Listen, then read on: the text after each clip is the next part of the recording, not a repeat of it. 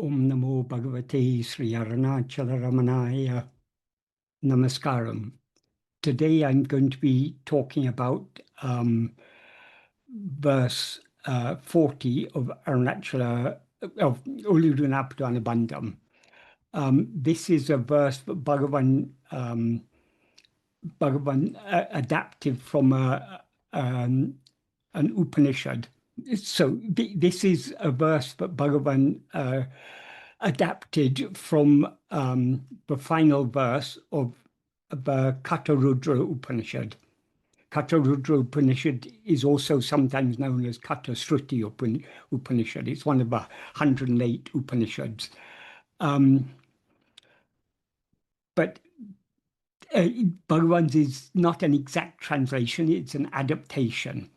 So what he's, the first sentence of the verse is, Akila Vedanta Siddhanta Sarate Aham Ummayaha Arevan.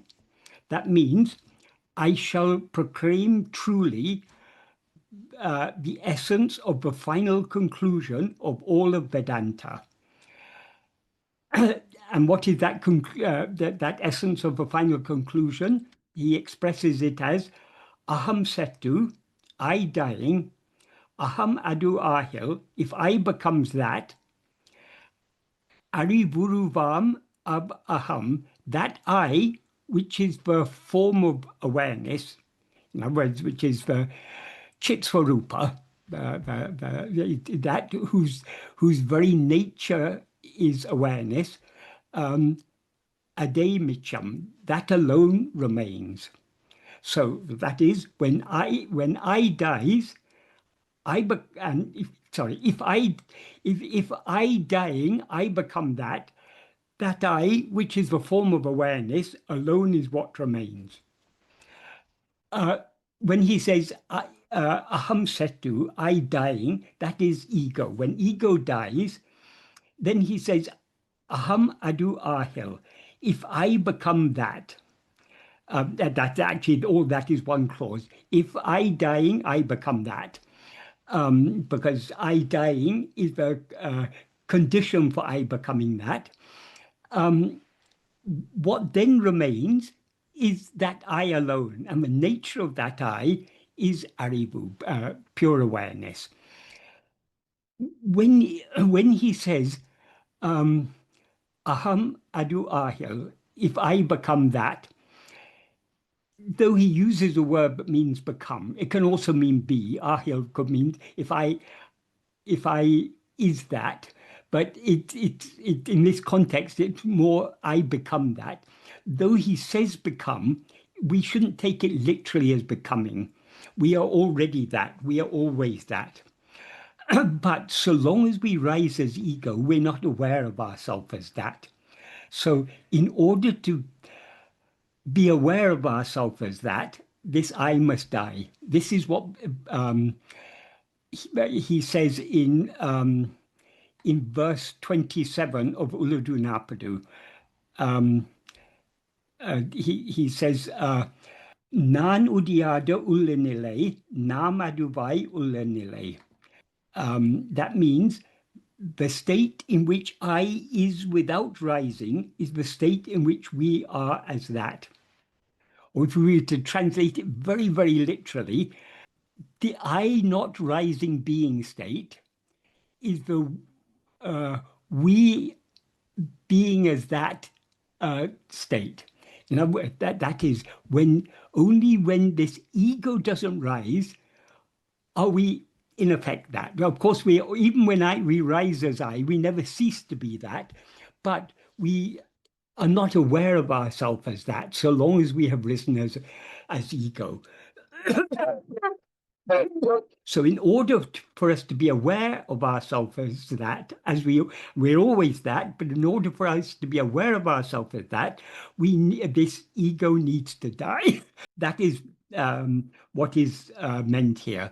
So it's not literally a case of I becoming that, but only when ego dies do we become aware of ourselves as that. However, this doesn't mean that what we actually are is not aware of itself as such, even when it even when we rise as ego, what we actually are is pure awareness. Pure awareness is always aware of itself as pure awareness. But so long as we rise as ego, we seem to be not aware of ourselves as we actually are. So only when this ego dies do we become aware of ourselves as we actually are. In this context, adu, that, refers to a Brahman, that is Atma-swarupa, what we actually are, which is Satchit, pure being awareness. So when this ego dies, we thereby remain as we always are, as that, and then that I which alone remains, that alone is what, when he says, that I alone is what remains. Nothing remains after that, because as he says in verse 26 of Uḷḷadu Nāṛpadu, Ahandayon anatumundahum. If ego comes into being, everything comes into being. Ahandayin drail indruanatum. If ego is not, everything is not. So it all this multiplicity seems to exist only when we rise as ego. Why does nothing else exist in the absence of ego?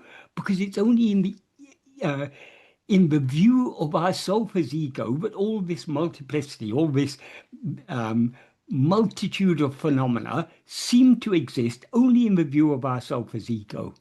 When we do not rise as ego, as for example we can see from our own experience in sleep, when we don't rise as ego in sleep, there's nothing else.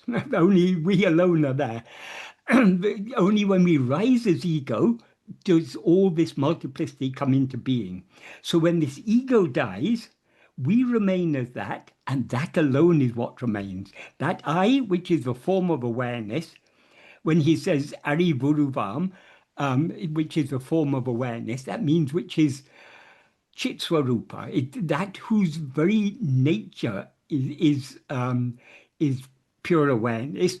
It's not a literal form. The term form here is used in a metaphorical sense. So that I, it has no form other than awareness. That alone is what remains. Bhagavan expresses a similar idea in verse 28 of Upadesha Undiyar. What he says in that verse is, Tanadu Uڵḷadu Tan Terihil. If one knows what the nature of oneself is, what the nature of oneself is means if one knows what one actually is, pin, then Anadi, Ananta, Akanda, Anadi, Ananta Sat, Akanda, Chitananda. That we have to rearrange into in order. Anadi, Ananta, Akanda, Satchidananda. Anadi means it's beginningless because it's beyond time. Ananta means endless, but not only endless in time, it has no end or limit. It's infinite. Ananta here implies infinite. And Akanda means it's unbroken. So it is one unbroken, infinite whole. That is Satchidananda. Satchidananda is not three things, but one thing. Because we cannot separate Sat from Chit or Chit from Ananda. They're all, these three are in reality one. That is pure being, pure awareness, and pure happiness are one and the same thing. They're not three things, they're one thing. And they are beginningless, infinite, and unbroken, unfragmented. So that is what we actually are. That is what he refers to in this verse when he says, Ari Vuruvam Abaham Ade Micham. That I, which is a form of awareness, alone remains. And then the final word of the verse is Ari. Ari simply means no. So this is what we should know. So he's expressed here this is the essence or core of the final conclusion of all of Vedanta. Akila means all. Vedanta means Vedanta. Siddhanta means the final conclusion. And Saram means the essence or core of it. So this is what Vedanta is all about the destruction of ego, because when the ego is destroyed, everything is destroyed along with it, and what then remains, that is what we actually are, and that is the nature of that is pure awareness. As I say, this is not an exact translation of the original verse from the Upanishad. It's an adaptation. The original verse in the Upanishad is Sava Vedanta Siddhanta Saram Vachami Yatataha. That's almost exactly the same as the first sentence of Bhagavan's. I shall say truly the essence of the final conclusion of all of Vedanta. So that's Bhagavan has translated that literally. But the final part, what is there in the Sanskrit is Svayam Mrutva. That means I'm not very good at Sanskrit, but I think that if my understanding is correct, oneself having died, Swayam Bhutva, having become oneself, Swayam Eva Vishyate, that is, oneself alone remains. So what remains so Swayam Mrutva means when ego dies, we then become what we always actually are. So it's not really a case of becoming, but it's, metaphorically we can say it is becoming. We become Swayam. So there's just like Bhagavan is using the same word aham, I, to refer both to ego and to what we actually are. Here the word Swayam, which means oneself, is used both to refer to ego and to what we actually are. So oneself dying, oneself having died, oneself having become that, oneself alone remains. So what Bhagavan has Bhagavan has, instead of this Svayam Bhutva, becoming oneself, Bhagavan expresses it slightly differently. If I become that, but that is what we actually are, namely Brahman. So it's not really a case of becoming, but we just say it as becoming. So that's what is implied by the Sanskrit Svayam Bhutva, having become oneself. But the final part, Swayam Eva Avishyate, oneself alone remains. Bhagavan has expanded that by saying Arivuruvam Aham Ade Micham. He added Arivuruvam. That is, what is that I? It is Arivu. Arivu means pure awareness. The Satchit, the pure being awareness, what we actually are. So Bhagavan has brought out the meaning, but clarified the meaning very nicely in his Tamil. I mean, it's clear also in Sanskrit, but Bhagavan has adapted it in a very nice way, and he's made it very clear that the I that remains is mere awareness, pure awareness. So really, this verse speaks for itself. One interesting thing about this verse, this was one of the verses that were there, but one of the original 21 verses that Murugan had gathered in July 1928 and asked Bhagavan to develop it into a work of 40 verses. And most of the verses, or almost all the verses of the original 21 were for one reason or another removed, and finally the 40, except for one or two, were all original compositions. I think one was from the original 21, one was adaptive from one of the ones from the original 21, and all the rest were original compositions. So the reason why verses like this were removed, because they were not original verses by Bhagavan. But there's an interesting thing about this verse. This verse was originally a set of 3 verses. Those 3 verses are now verses 9, 25, and this verse, 40 of Uڵḷadu Nāṛpadu Anubandham. Though Bhagavan originally composed them as a single set of, as a 3-verse poem, we can say, they were placed in different parts of Uڵḷadu Nāṛpadu Anubandham according to their meaning, but the connection between them is is worth bearing in mind. That is, verse 9 is a translation of verse 46 of David Kalotram Jnana Chara Vichara Padalam. Verse 25 is a translation of verse 47 of the same work, David Kalotram Jnana Chara Vichara Padalam. David Kalotram is a minor Shaiva Agama, and Jnana Vichara Padalam is a chapter within that Agama. But it's Advaita import, so Bhagavan translated the whole work.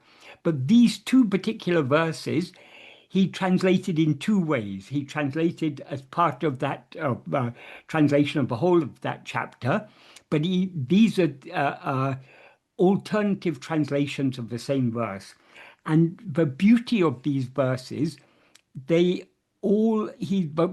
is, in all of them, Bhagavan is using the word aham to refer to I and also to refer to heart, because aham is a Sanskrit first-person pronoun, meaning I.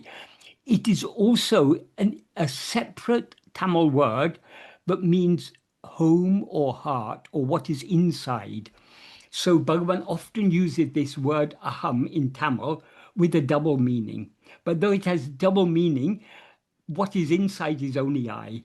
I alone is the heart. So it's to emphasize that what is meant by heart or inside is nothing but I. Bhagavan often use this word very skillfully with a double sense. Even, for example, in the first verse of Arunachala Aksharam, Arunachala Mena Ahame Nene Pava Ahateve Radupai Arunachala. There he uses the word aham twice. He uses it ahame. Ahame can be taken to mean in the heart. It can also be taken to mean only I. So it's got a double meaning there. Ahate is an accusative form of aham. In this context, in the context of the first verse of Aksharam, it refers to ego. So when he says Arunachala Mena, that's Arunachalam Ena Ahame Nene Pava.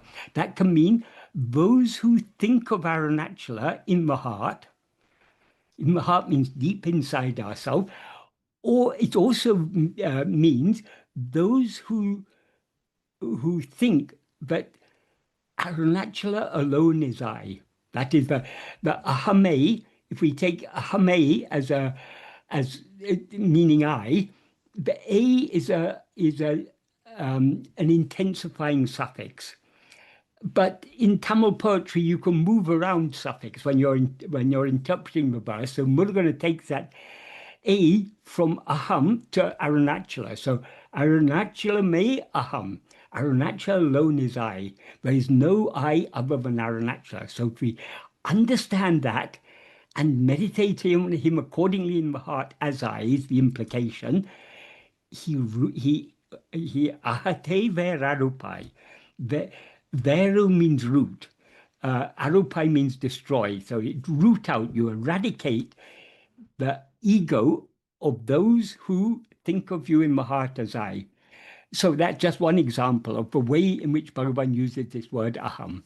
So in these 3 verses, that later became verses 9, 25, and 40 of Uڵḷadu Nāṛpadu Anubandham, Bhagavan is using this word aham very nicely. In verse 9, he says, aha kamalate. That means in the there aham means the heart. So Kamala is lotus. So aha Kamalate means in the heart lotus. Uh, um, Amala, Achala, ah, aha Uruvam, Uruvahum, Arive. That means what awareness is the Amala means blemishless. Achala means motionless. Uruvam means the I form. In other words, the Atma-swarupa, what we actually are, the swarupa or real nature of I. So what awareness is the blemishless, motionless, real nature of I in the heart lotus. Only that awareness, wait a second, okay, that's edu. Edu means what? Yes. Ahate, ahatridu, ahat, tridu badal, but by removing that I, aham am arive, that aware, only that awareness which is I, aha vidu, aha here means inner, vidu is liberation, alipadu, ari. It is what will give liberation. So the meaning of the verse is, what awareness is the blemishless, motionless I form, or aham swarupa, in the heart lotus, only that awareness, which is I, is what will give inner liberation by removing I. So the awareness which is I, that is what I actually is. The I that it will remove is ego. It's not that there are two I's. There's only one I, but that one I, as it actually is Satchit. But ego is the same I, seemingly mixed and conflated with adjuncts as I am this body. So the pure I am, that is Satchit. When that I am is mixed and conflated with adjuncts as I am this body, that is ego. So what I actually is will remove this ego, and thereby give liberation, inner liberation. That is, liberation is not something external; it's an internal state. It's not something that can be seen from outside. Nobody can see. We can't see and say this person is liberated, this person isn't liberated. It's internal. It's not something that can be outwardly disclosed. And then verse 25, he continues a similar type of idea. Akila upadi ahandra arive. That means what awareness is devoid of every upadi. Upadi means limiting adjuncts, whatever we mistake ourselves to be. Um, Arive,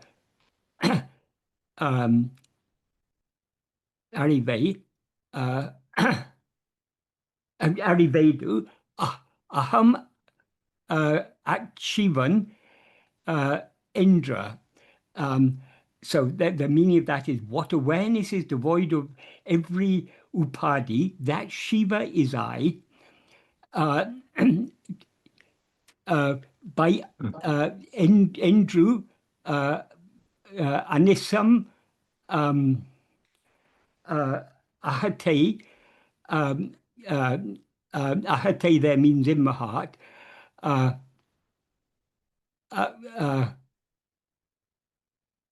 Ahaladhyanam, by incessantly uninterrupted meditation in the heart, what awareness is devoid of every upadi, that Shiva is I. So by such meditation, Adnal, Dhyanam Adnal, that means by that meditation,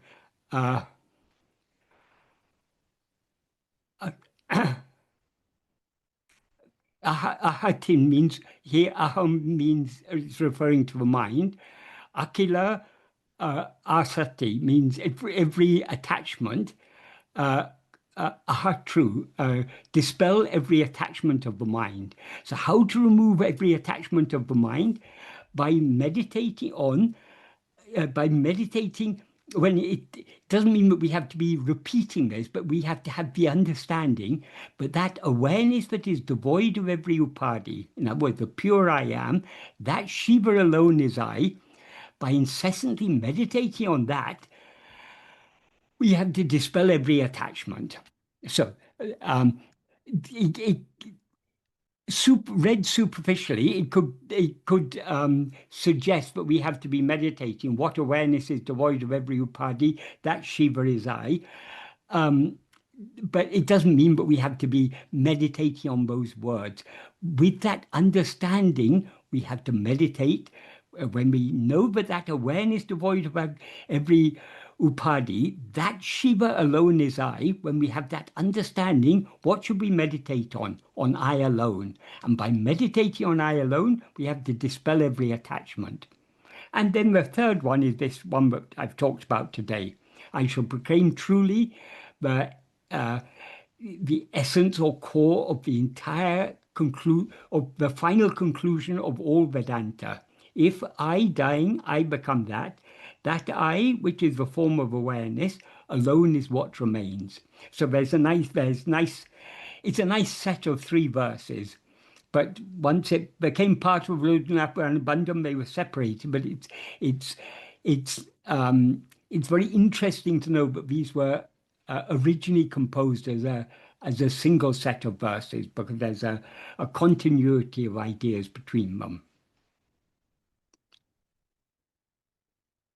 Does anyone have any questions about this? I hope I've explained it clearly. Thank you, Michael. So if you have any questions pertaining to this verse, please put in the chat box and we'll post it to Michael. So while I wait for the questions, it's interesting how such a beautiful verse is packed in one of the minor Upanishads. I mean, of course, all the major Upanishads say this, but I think this is very clear. The Swayam Mritva, I don't remember seeing it as clearly in any of the major Upanishads. Maybe somebody would have read it, but no, it's there, but I don't think this is very clear. Yes, I think some of the Upanishads were not all from, though they're all part of the Vedas. I think chronologically, some of the major, I mean, it is generally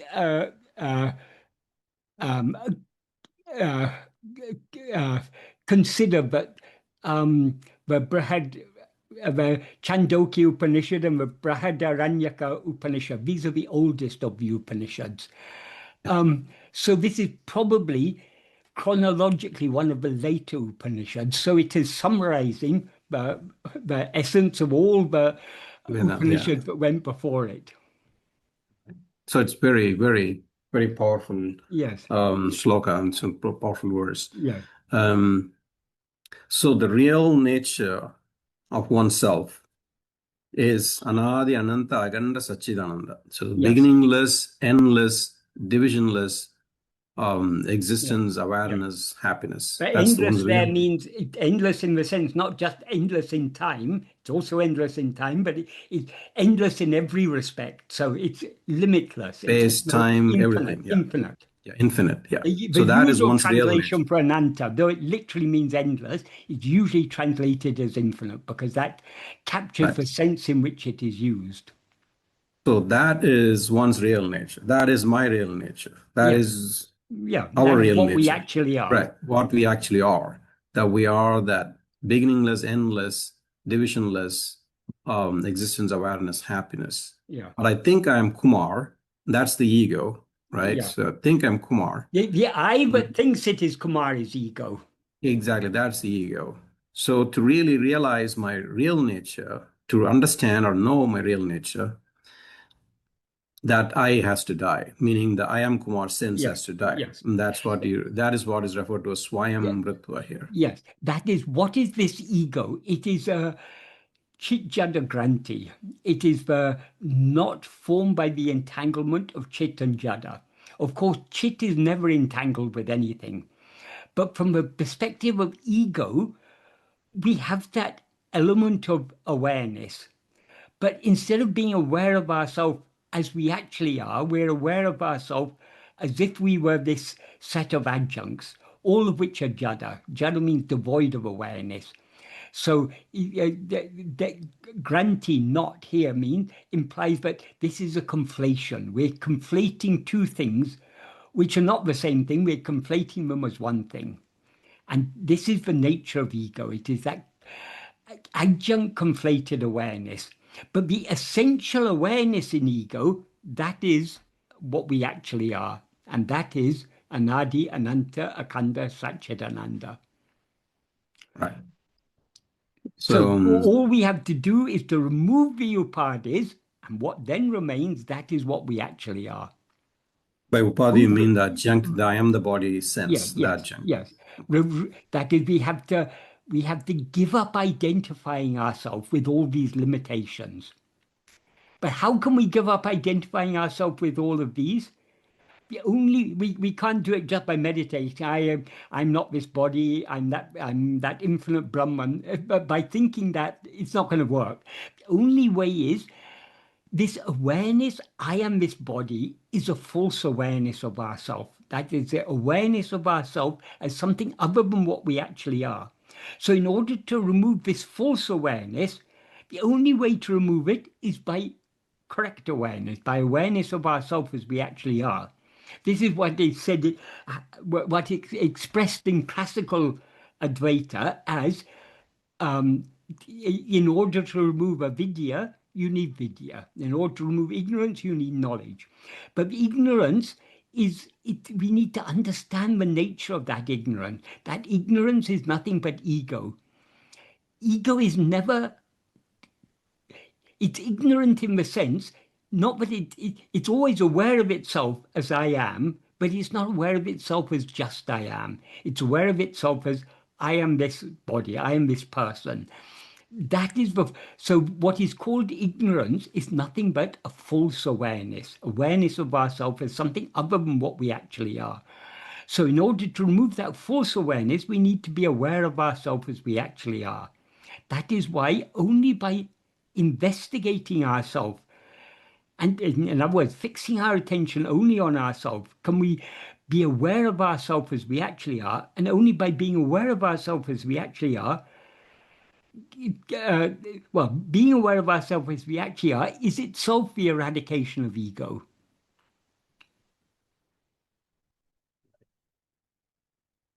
So yeah, it's again it's very powerful verse, and it Yeah, summarizes the entire Vedanta, yeah, summarizes the whole yeah, of Bhagavan's teachings. yeah, Um, so if we can understand this verse, that's all we need. yeah, So, question. So before we go to that, there's another question I wanted to ask. So it says Agila Vedanta Siddhanta Sara, right? yeah, So Siddhanta as a philosophy also which came up right in throughout India, but remnants of it is more yes. so in the north and in the south, in Tamil Nadu particularly. Mm. But Tamil Nadu is very strong actually, That is and this Shaiva Siddhanta. right, and it has a bit of a bhakti tone, Mm. but the aim of that also is the same. So why can't we interpret this verse as another meaning as Agila Vedanta Siddhanta Saram? This is the conclusion of all philosophies, both Vedanta and Siddhanta.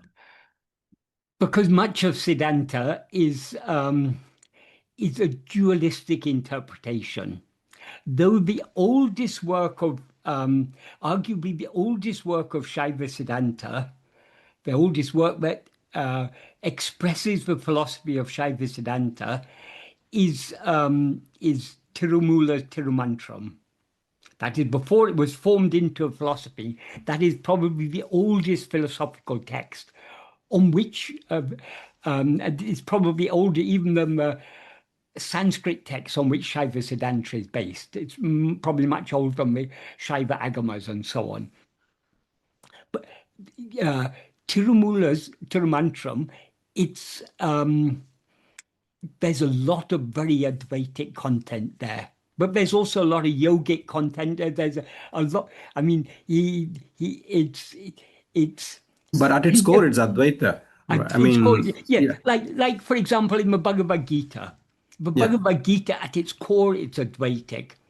But it gives room to be interpreted in so many different ways. So Tirumula is a bit like that. It caters for the needs of many of people at different levels of spiritual development. So it's got plenty, it gives plenty of room for it to be interpreted in different ways. So what later became the Shaiva Siddhanta philosophy is is uh, mostly dualistic um, philosophy.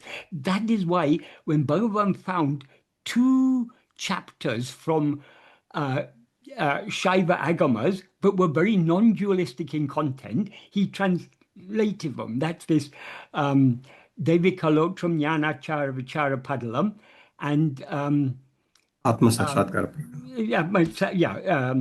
that is Savanyana, which is another minor agama. The chapter from that is Atma-sakshatkara Prakanam. Those are very Advaitic in content, so Bhagavan translated them. But the majority of Shaiva agamas and later Shaiva texts lean much more to a more dualistic interpretation. So this is here, Siddhanta is not referring to Shaiva Siddhanta. It's the same word, but all Siddhanta means is the final conclusion. So for Shaiva Siddhantins, their final conclusion is whatever is there in their various Shaiva texts, the Agamas and works like Shivanyana Bodham and such. They have their own set of texts. And that for them is Siddhanta. That is the final conclusion. But this is not the final conclusion of Shaivism. This is the final conclusion of Vedanta. Vedanta Siddhanta. Yeah, yeah. So we shouldn't, just because it's the same word. It's like the word yoga. Yoga is used in so many different senses in different contexts. There is a yoga philosophy, but just because you mention the word yoga doesn't mean that you're talking about yoga philosophy. That it has different meaning. Even Sankhya. Sankhya is a system of philosophy. But Krishna is using the word Sankhya a lot in the Gita. But what he means by Sankhya is jnana. He's Yeah, yeah. using it in that sense. So we shouldn't take words at their face value. We need to understand, according to the context, the sense in which they're used. So, one question is pertaining to this verse, and then, of course, the question could apply to verse 1 of Aksharamana Malay and so forth. From Melissa.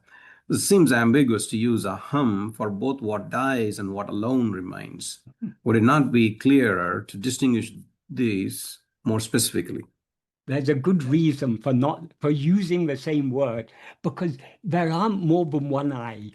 This is one of the confusions we have in English, because in English we have capital letters. People talk about the self with a capital S and the self with a small s, as if there are two selves, but there's only one self. The difference between ego and what we actually are is just the ego is what we actually are, mixed and conflated with adjuncts. It's not that there are two eyes, there's only one eye. But that I, when we use the word I, we can be referring either to that mixture, which is ego, or to the pure I, which is what I actually is.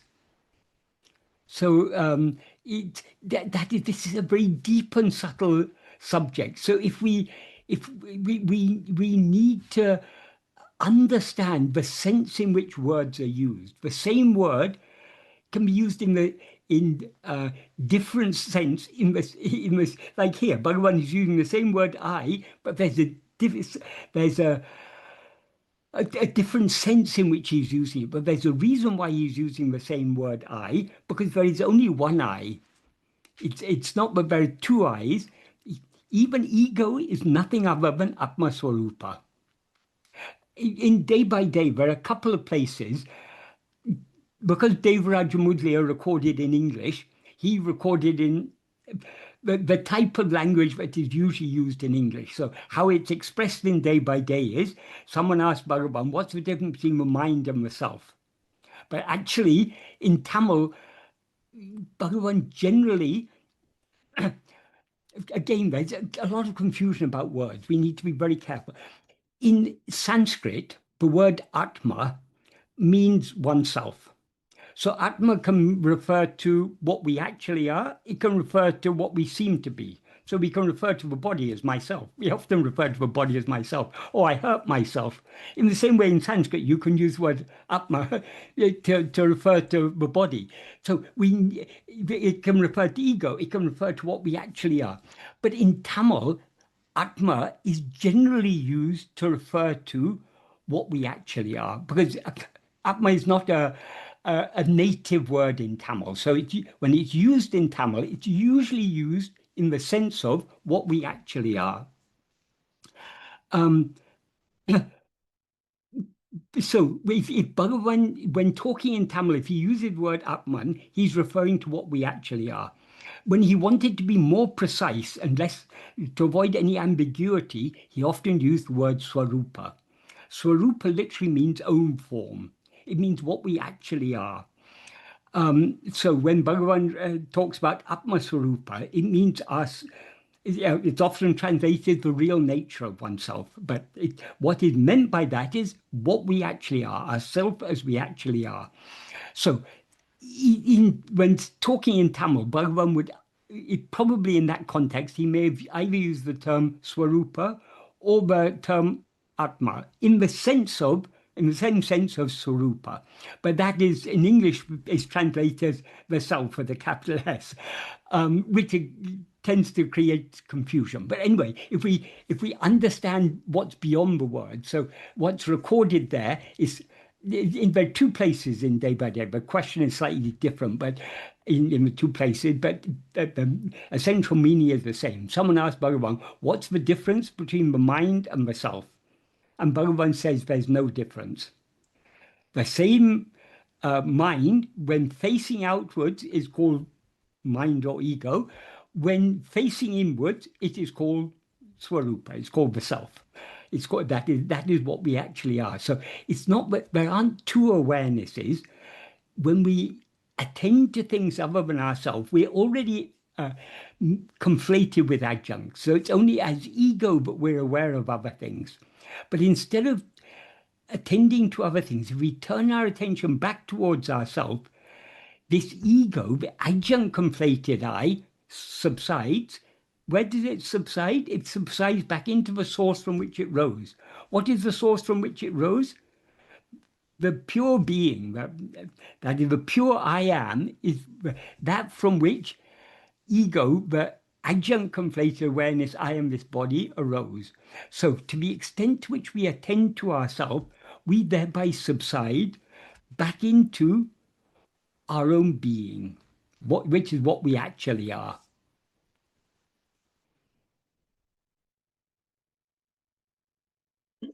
So May Tan I? Irandratradal, basically, right? So Yeah, because there is no two in verse, Bhavan says in verse 26 of exactly. Undia.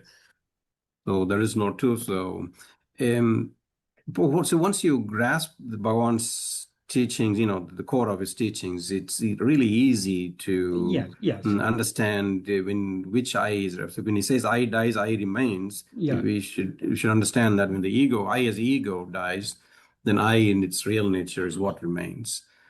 Um, So go well, ahead, Melissa. just a bit of follow-up with that.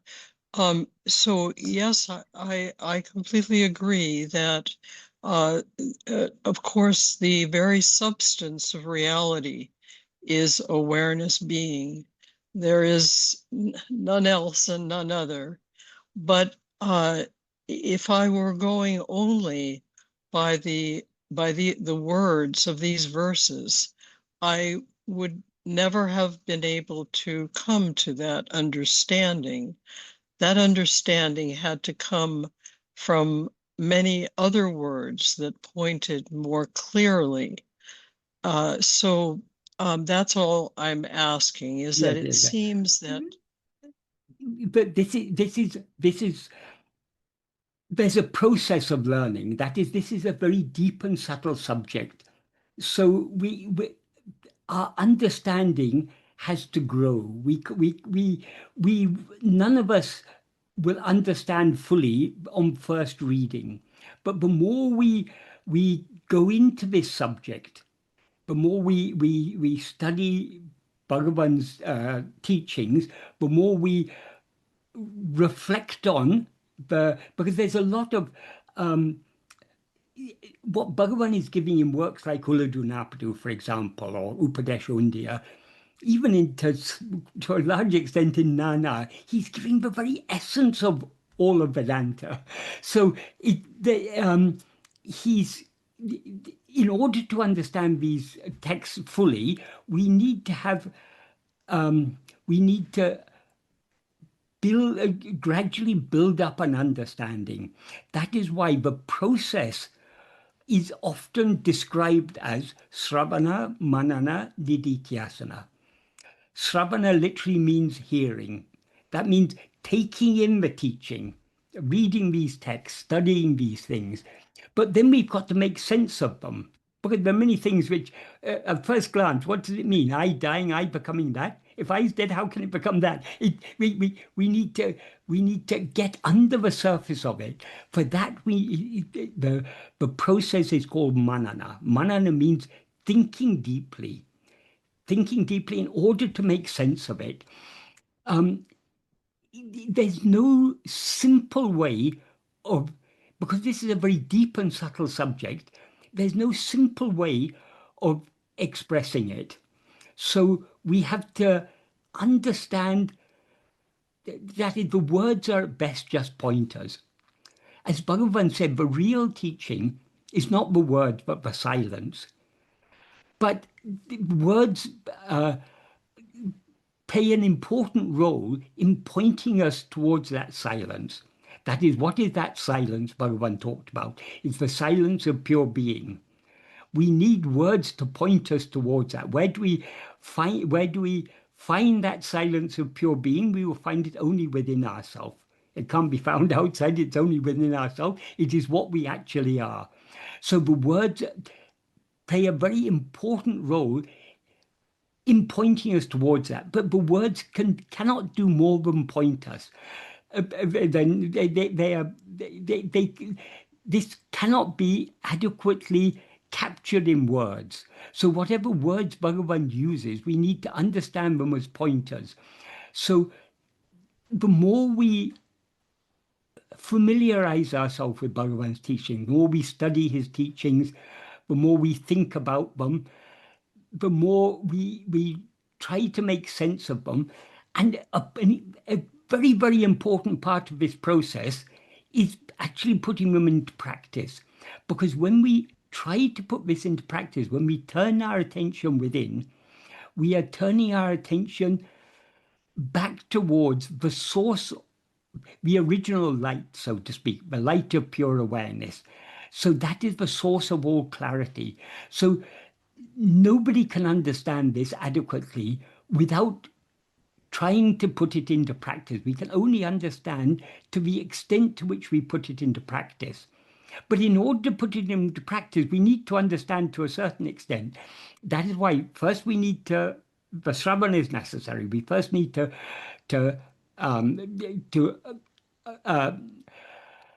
begin to take in the teachings. Then we need to think about it, try to make sense of it. If we just read the words superficially, we're not really going to understand them.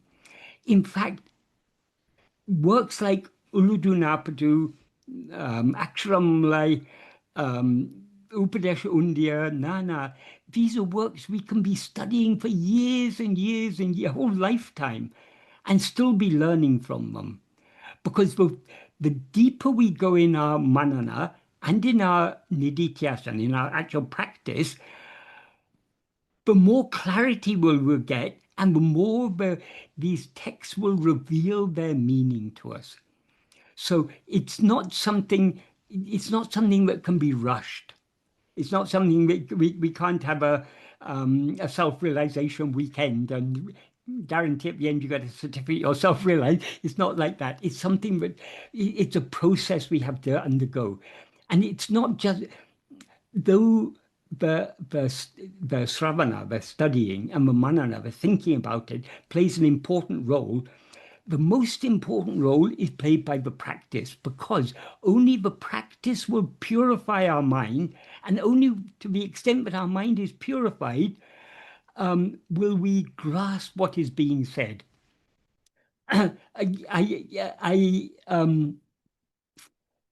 Recently, last month, no, back in February, I was interviewed by someone who runs a channel called Closer to Truth.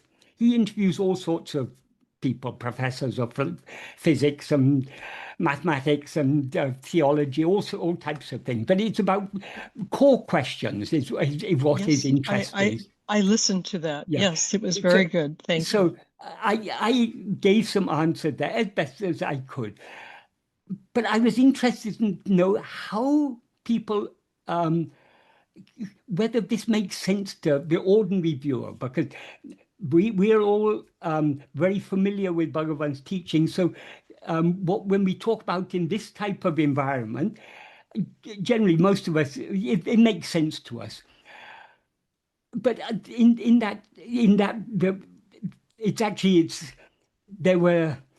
way the interview was done, it took place over 4 or 5 hours, I think, because there are a lot of interruptions and everything. But it's in segments. I think there are going to be 9 segments. So it's only the first segment, but it has been released so far.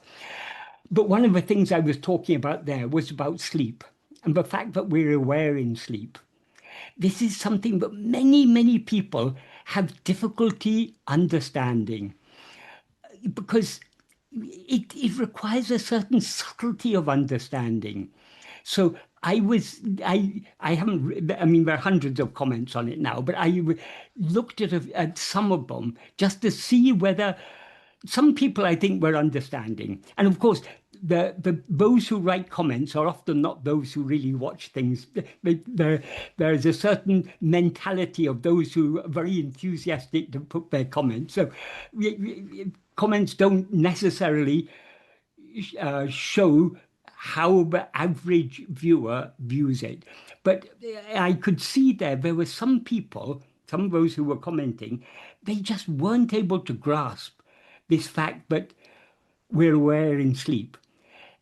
Some people said it's just not a good argument. And if you judge an argument by what will convince most people, no, it's not a good argument, because it's a very deep and subtle argument. So only those who are ready to think about it very deeply and subtly will understand the fact that sleep is a state of it's not a state of non-awareness. It's not a state of unconsciousness. It's a state of awareness, but awareness in which there's no objects of awareness. Then we're not aware of any phenomena. We are just aware. Being just aware means being aware of nothing other than our own being. I am. Yeah. Yes. Yes. Thank you. That was very clear in the interview.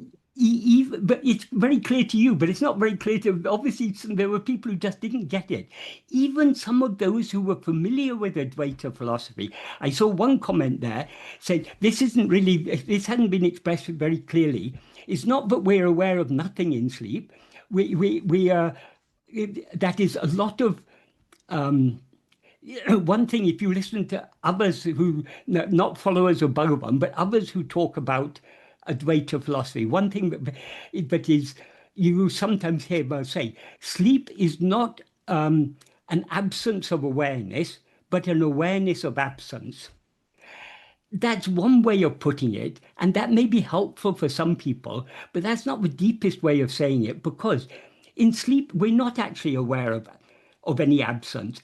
It's only from the perspective of waking state, we say there was an absence of any phenomena in sleep.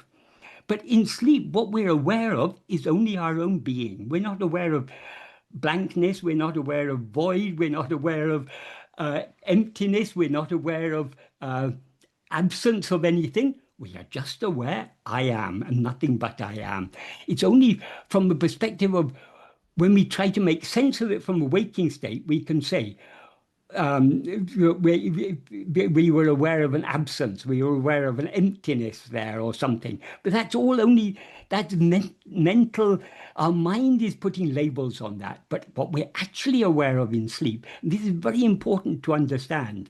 And this is one thing Bhagavan was emphasizing. What we're aware of in sleep is not emptiness, is not blankness, is not absence of anything. We're aware of our own being. So sleep is actually, we generally look upon sleep as a negative state. It's not a negative state, it's a positive state. It's a state of pure awareness. But then people say, oh, Yes. but how can you say that? Because sleep is not the same as turiya. Well, that's true in a sense, but it also it's not entirely true, because sleep, the difference between sleep and turiya is that sleep seems to us, from our present perspective, it seems to be a temporary state because we've come out of sleep.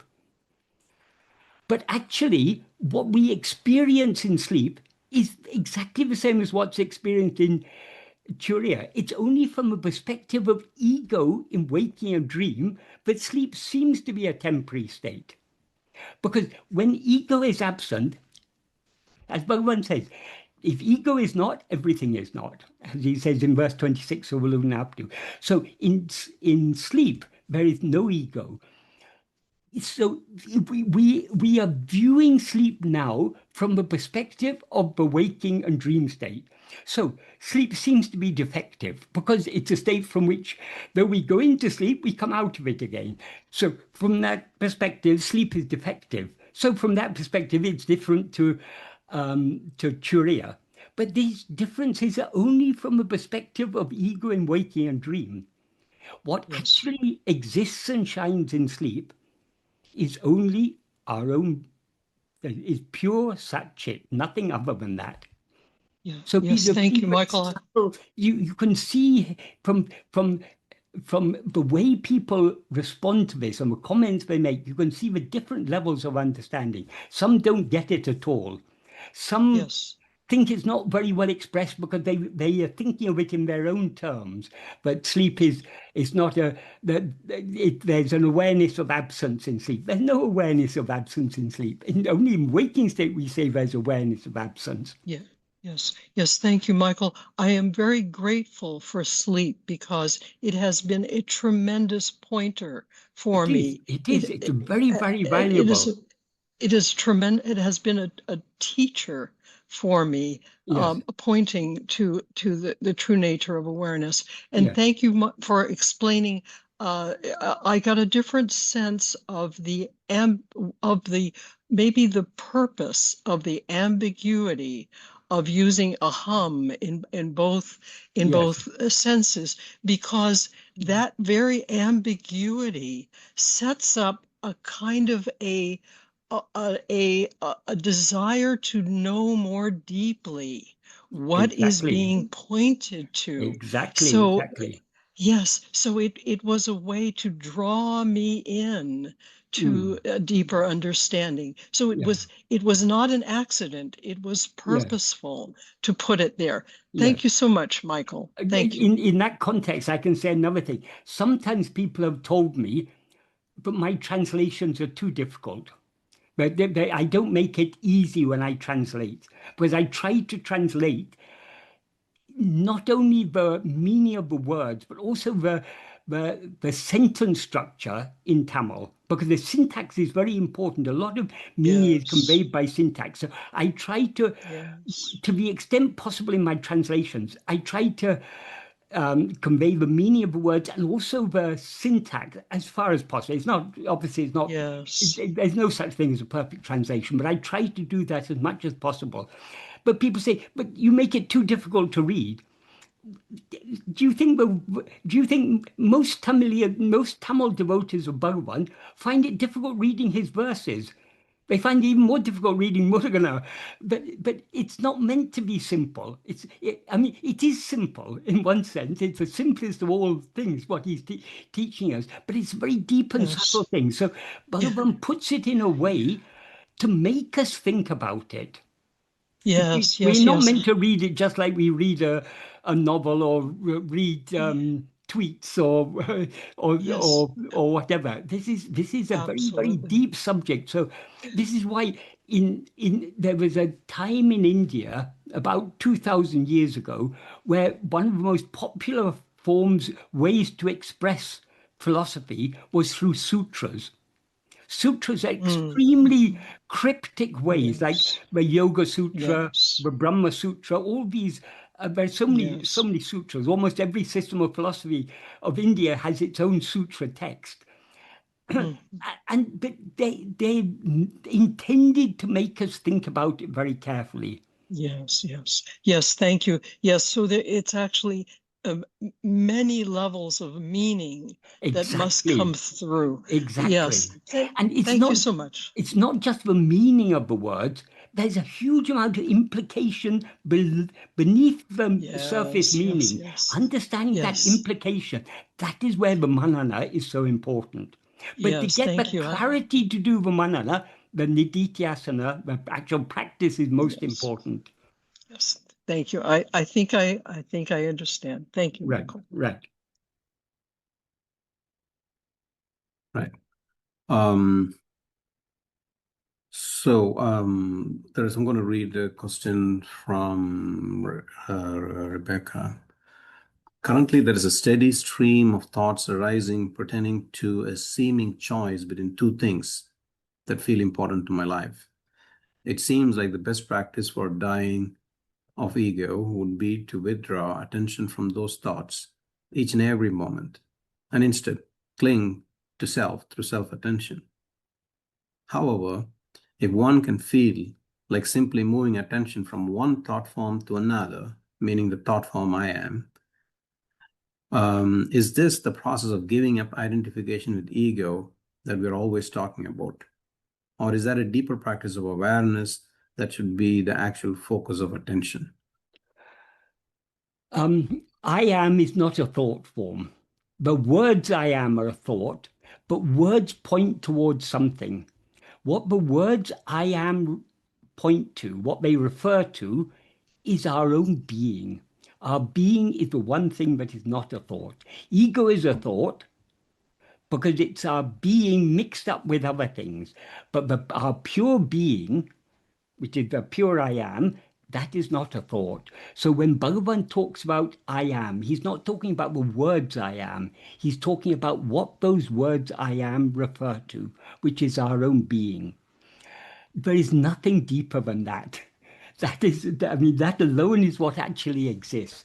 So this again, it's the same thing. We need to understand that Bhagavan's words are pointers. We need to understand what they are referring to, what they're pointing us towards. Or his words are pointing our attention back towards ourselves. So there's no more effective way to free our mind from its inclination to attend to. Our life is full of so many things, as you say, choices. Choices are constantly coming up. Sometimes in life we are faced with dilemmas. We just don't know whether to choose. A seems to be a bad choice, B seems to be a bad choice, but we got to choose one between one or the other. So it's often we don't know what we should choose. Really, we need not concern ourselves with these things. As Bhagavan says very beautifully in the 13th paragraph of Nana, when one Parameshwara Shakti is driving all karyas, that means it's making everything happen as it's meant to happen. It's making us do whatever we need to do in accordance with our prarabdha. When such is the case, why should we, instead of yielding ourselves to it, be constantly thinking it's necessary to do like this, it's necessary to do like that? We don't have to, the truth is, we don't have to do anything. Whatever needs to be done by our body, speech, and mind, our body, speech, and mind will be made to do those things by Bhagavan. That's what he says in the first sentence of the note he wrote for his mother. Avarava prarabdha prakaram. In accordance with the prarabdha of each one, Adakanavan, he who is for that, meaning Bhagavan, God, Guru, whatever we say, Angang Hirandu, being there, implying being in every place, but more deeply being in the heart of each and every one of us, Atma-vichara. He will make us dance. Atma-vichara literally means will cause the dance. So whatever actions we need to do in order for our prarabdha to unfold, that is, whatever actions by mind, speech, or body we need to do in order for our prarabdha to unfold, our mind, speech, and body will be made to do those things. We need not concern ourselves with them. Our only concern should be to attend to ourselves. So why don't we attend to ourselves all the time? We all know this. We all know that Bhagavan says that what is Atma-vichara? It's keeping the mind always fixed on oneself. Why are none of us doing this? Because we still have such strong Vishaya vasanas. Vishaya vasanas are those inclinations to attend to things other than ourselves. Vishayas means objects or phenomena. Anything other than ourselves is a Vishaya. So why are we constantly thinking about all these things other than ourselves? Because of the strength of our Vishaya vasanas. But these Vishaya vasanas, it's important to understand, vasanas are inclinations. We are not bound by our inclinations. The inclinations may seem to drive us very strongly, but we are always free to not be swayed by any vasana. So if we have sufficient love, we can hold on to self-attentiveness and not be swayed by any Vishaya vasana. We don't yet have sufficient love. That is why we're constantly thinking about this world and about the problems and all these things. As if we could do anything about these things. We are thinking about all these things. So our aim is to slowly wean our mind off its inclination to concern ourselves about anything other than our own being. So this is where the practice is absolutely essential. It's only by patient and persistent practice, for as long as it takes. How long it takes depends on how far we progress and how intense our love for this is. For most of us, we still don't have our love is still very weak, so we spend far too much of our attention is squandered on attending to things other than ourselves. But in order to extricate ourselves from this mess in which we've got ourselves, the only way is by constantly trying our best to hold on to self-attentiveness. It's a struggle. Of course it's a struggle because our Vishaya vasanas are so strong. But there's no other way. Right? This is like in Gita, in chapter 6, Krishna teaches Arjuna, fix your mind on yourself. Do not think of anything else. He says in verse 25. Somewhere about 10 verses later or so, Arjuna says, it's easier to control the wind than to control this mind. And Krishna said, yes, indeed, but by abhyasa and vairagya, it is possible. Abhyasa means practice.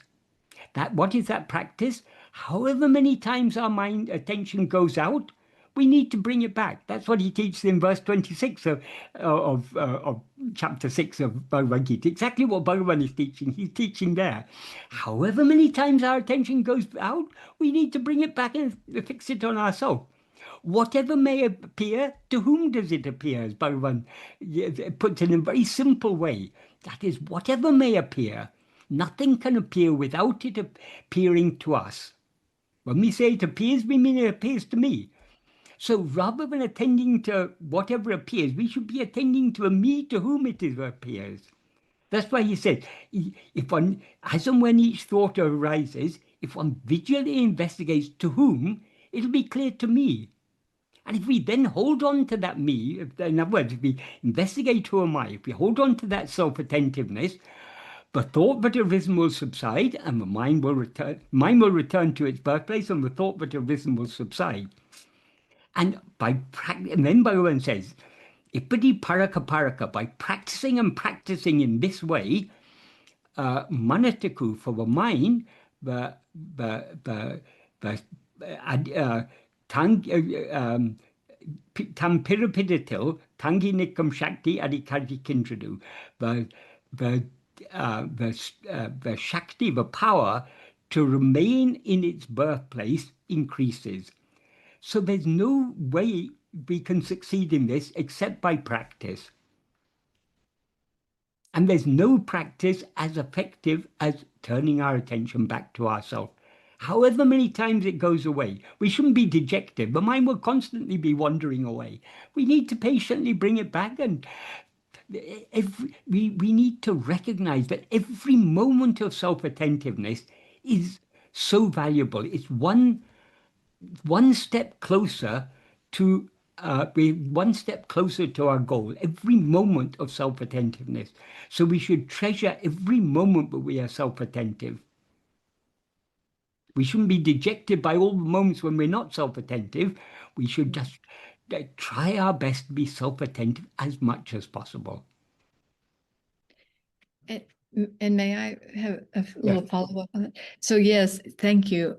And here's the so while those thoughts are definitely compelling because of all the things you were just saying, I was having some success in the latest bout of the waves of withdrawing attention, and it comes.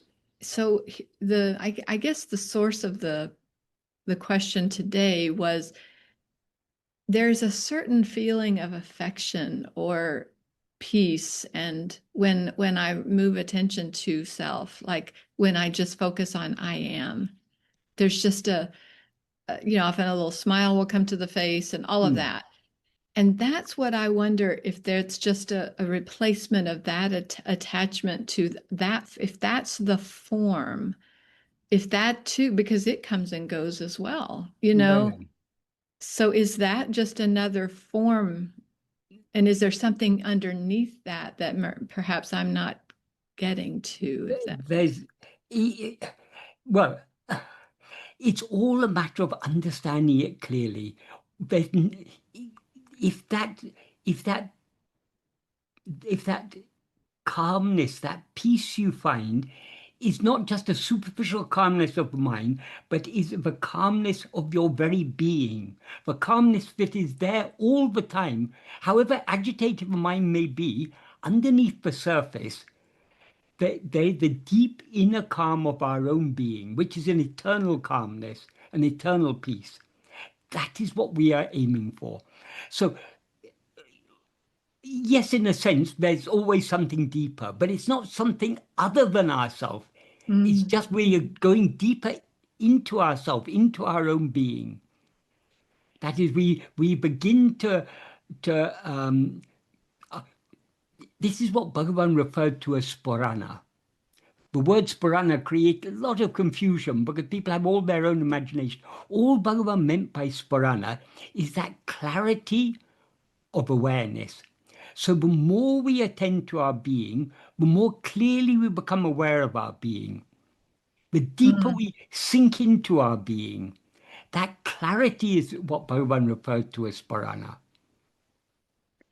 Okay. And what I just saw as you were saying that is that I just said, oh, it comes and goes, but actually it's not what comes and goes. It's my attention that comes and goes. It's the mind is coming and going. That is the one thing that it never comes and goes. Yeah.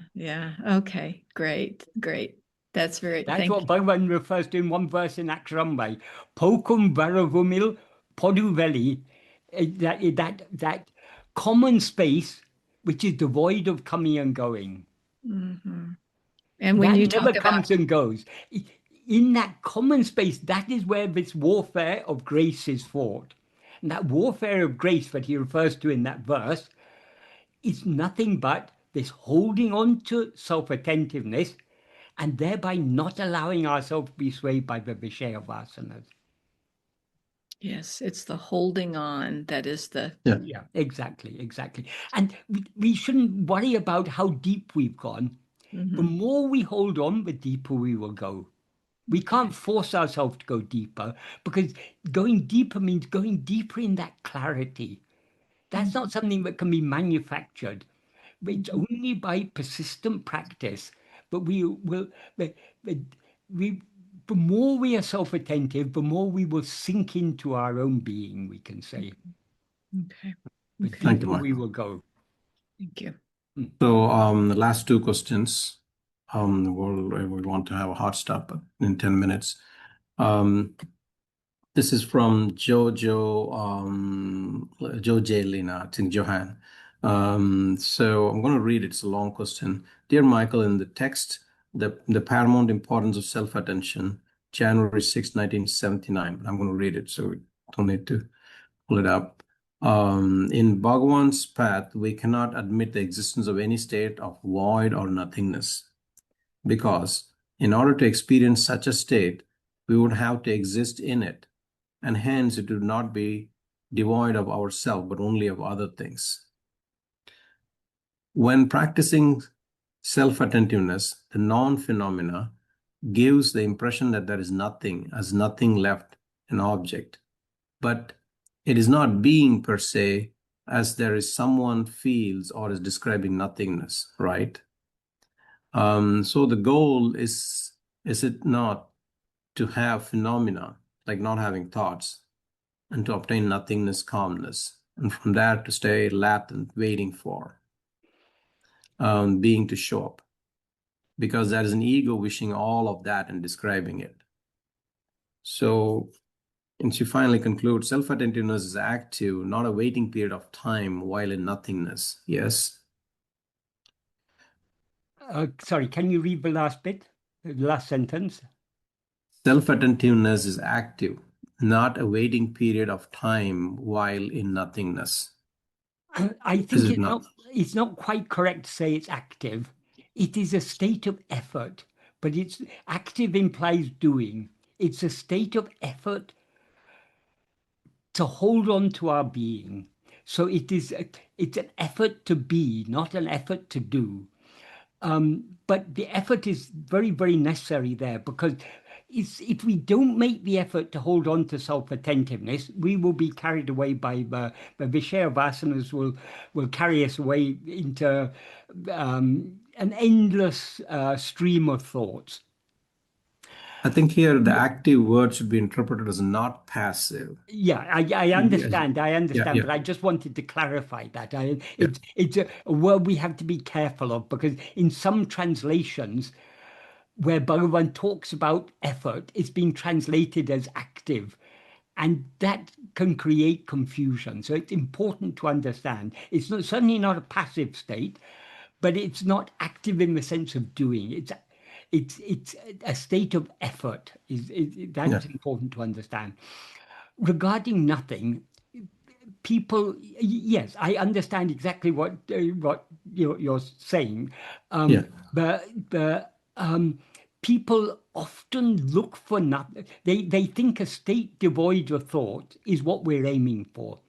We're not aiming for a state devoid of thought, because whether thought is present or absent, the one thing that is ever present is ourself.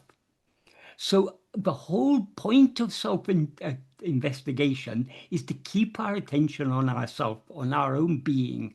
That's why Bhagavan says in the 6th paragraph of Manana, however many thoughts arise, so what? It's the nature of the mind. The thoughts will be constantly rising. But however many thoughts arise, to whom do they arise? He says he doesn't say ask who am I, ask to whom. He says investigate to whom. Investigating to whom means turning our attention back towards ourselves. To the extent to which we turn our attention back towards ourselves, it is thereby withdrawn from other things. And other things cannot exist in the absence of our attention. They exist only because we are aware of them, because we attend to them. So our aim, we are not aiming for a state of devoid of thought. We're not aiming for to experience nothingness. we are aiming to know who am I. In other words, we're aiming to be aware of ourself, aware of our mere being, what to be aware of ourselves as we actually are, which is the mere being I am. And that is, as Bhagavan says in the 12th paragraph, 12 in verse 12 of Uڵḷadu Nāṛpadu, what is devoid of knowledge and ignorance is actually knowledge. Here, knowledge is using knowledge. The word in Tamil is arivu, which means both knowledge and awareness. So, but when he says what is devoid of knowledge and ignorance are there only for the mind. So to be in pure awareness, there is neither knowledge nor ignorance, because as he says in verse 27 of Upadesha Undiyya, it's devoid of knowledge and ignorance, because what is there to know? In that state of pure awareness, there's nothing to know.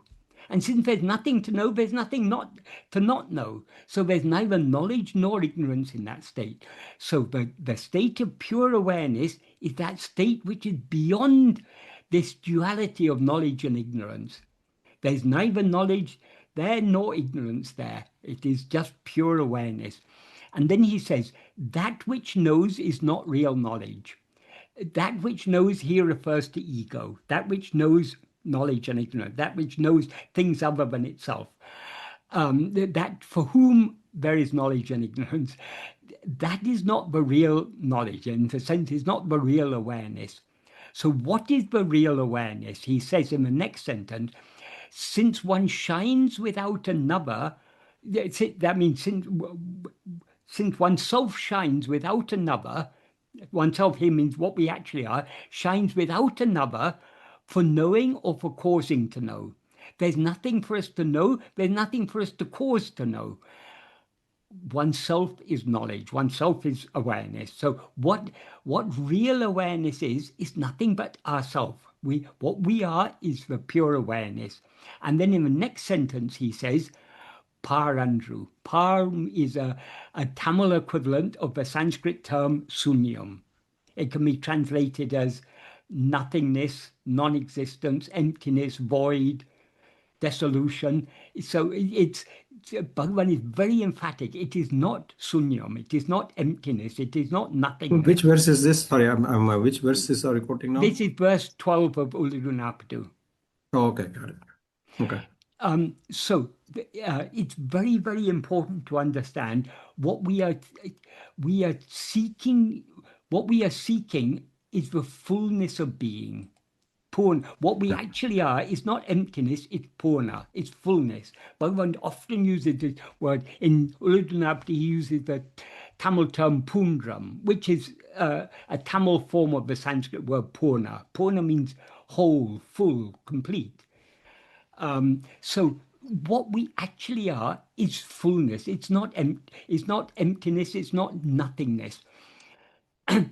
Nothing is nothing but a thought. Because nothing doesn't exist. If nothing existed, it would be something, and hence it wouldn't be nothing. So when we talk about nothing, it's a mental concept. It's relative to, we can say there's nothing on the table. That's a relative concept, and as opposed to there being a PC and a mouse and a book on the table, there's nothing on the table. That it has a meaning in a relative sense, but in absolute sense, there's no such thing as nothing. Nothing cannot exist, because if it existed, it wouldn't be nothing; it would be something. So to say that we experience nothing, it's meaningless. We never experience nothing. That's what I was saying earlier. People, because it's sometimes explained, sleep is not an absence of awareness, it's an awareness of absence. That may be helpful to say to people initially, but it's not very, it's even that is a rather misleading way of saying it. In sleep, there's not awareness of nothing. There's awareness only of being. And being is never nothing. Being is the only thing. So, yeah, this idea of nothing is a very misleading idea. What we are seeking is not a state of nothing. We are seeking the state of fullness, which is the state of Satchit, pure being awareness. That is what we actually are. And as Melissa was saying earlier, sleep is such a precious, that Bhagavan has given us such a precious clue in the form of sleep. That's why it's very, very important that we understand Bhagavan's teaching, that sleep is not a state of ignorance, it's a state of full awareness, pure awareness. Purna. Purna, yes. And So- in Maharshi's Gospel, there's one place where Bhagavan says, sleep is not ignorance, it's knowledge, it's your real state, Right. it's what you actually are. Yeah. It's very important that we understand that, because the sleep is something we experience every day. True, we don't have our present recollection of sleep is clouded. Why is it clouded? Because what exists and shines in sleep is our own being, the pure Satchit that we actually are. That's what exists and shines in sleep. We are not aware of that now because we're aware of ourselves as I am this body. So this ignorance that we are now experiencing in the form of ego is what obscures, in our view, what we experienced in sleep. So it's important to recognize that sleep is a state of pure awareness. But it's also important to recognize that people say, oh, but I don't find sleep a very satisfactory state. It's not a state of infinite bliss or anything like that. It is a state of infinite bliss, but it doesn't seem like that because we are viewing it through the colored glasses of ego. We are not seeing, we are not aware of sleep as it actually is, because what interrupts sleep, what makes it seem that we have left sleep, is because we've risen as ego. So as ego, we can never know what sleep actually is, but we know enough about sleep. We know, if we think about it carefully and deeply, in sleep, sleep is not a state of non-awareness. It's a state of we are aware of nothing other than our own being. That doesn't mean we're aware of nothing. It means we're aware of our being. Nothing other than our being is the way we express it from the perspective of waking state. What we're actually aware of sleep is only our own being, which is not our being is not other than the awareness. That is, the being is what is aware of our being is pure awareness. Pure awareness is what we actually are. Bhagavan expresses it beautifully in verse 23, I think, of Upadesha. Because of the non-existence of any awareness other than what is, to know what is awareness. And that awareness exists as we. That is, we are that awareness, which is what is. So that's why it's very important that we think very deeply and carefully about Bhagavan's words. Bhagavan's words mean what he's actually himself written, not just what's recorded in books, because there are many useful ideas recorded in books, but they're not the exact words of Bhagavan. Whereas in works like Uڵḷadu Nāṛpadu Anubandham, Manana, Aksharamlai, Arunachapatikamarunachashtakam, all these works, these are Bhagavan's own words. And there's so much depth of meaning in them. So we need to familiarize ourselves with these things, think about them, and understand how they apply, how we apply it in practice. When we're investigating ourselves, Bhagavan never says, fix your mind on nothingness. He says, fix your mind on yourself. It's exactly the same Krishna says in Gita, Atma-samstam mana kritva. Fix your mind on yourself. Make the mind fixed on yourself nakinchitape chintaya, do not think of anything else whatsoever. So we have our whole attention has to be fixed on ourselves, which is not fixed on nothingness. It's fixed on the only thing that actually exists. Fixing on awareness means just being as awareness. Yes, yes. That was a question to that effect. So Yeah, fixing yeah. on or attending to awareness means just being awareness is what you mean by attending to awareness. The words are always inadequate, but to the extent to which our attention is fixed on our being, we thereby subside and remain as being. Right. So it's not as doing. If attending to anything other than ourself is a doing. It's a mental activity. Just attending being. to ourself is a cessation of all activity, all mental activity. Good. Or mental Thank you, activity means activity of all kinds. Thank you, Michael. So last question. I hope that was a clear answer to that question. So last question. So even though it's addressed to me, I think maybe you can answer this better. Can you write the chapters or verses translated by Ramana from Saivism? Could be Kashmir Saivism or Siddhanta. Do you know what are the verses he translated? Well, there were these two chapters, but where Bhagavan translates the whole chapter. That's Devikalottram Jnanachara Vichara Padalam and Sarvajnanottaram Atma-vichara Prakanam. Those are two where he translated whole chapters.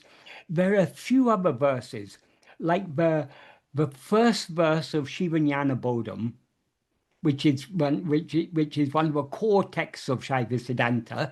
Bhagavan translated the first verse into Tamil. That verse is actually what we're going to be talking about next time, because it happens to be the first verse in Upadesha Tanipakal. What is that? So it's from which verse? It's from Siddhanta, you're saying? Yeah, there's a work called Shivajnana Bodham. Okay, Bhagavan translated the first verse of that. Yes. From Megander's composition. Yes. Okay. Bhagavan translated the first verse of that, and that is the first verse of Upadesha Tanipakal, which we'll be talking about next month. Okay. So, all right. So I posted in the chat box that you wanted me to type out the ones that you translated. So, okay, good.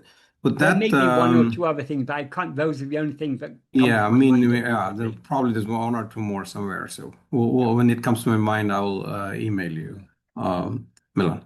So, with that, we'll conclude today's session. Thank you, Michael, so much. This is really wonderful.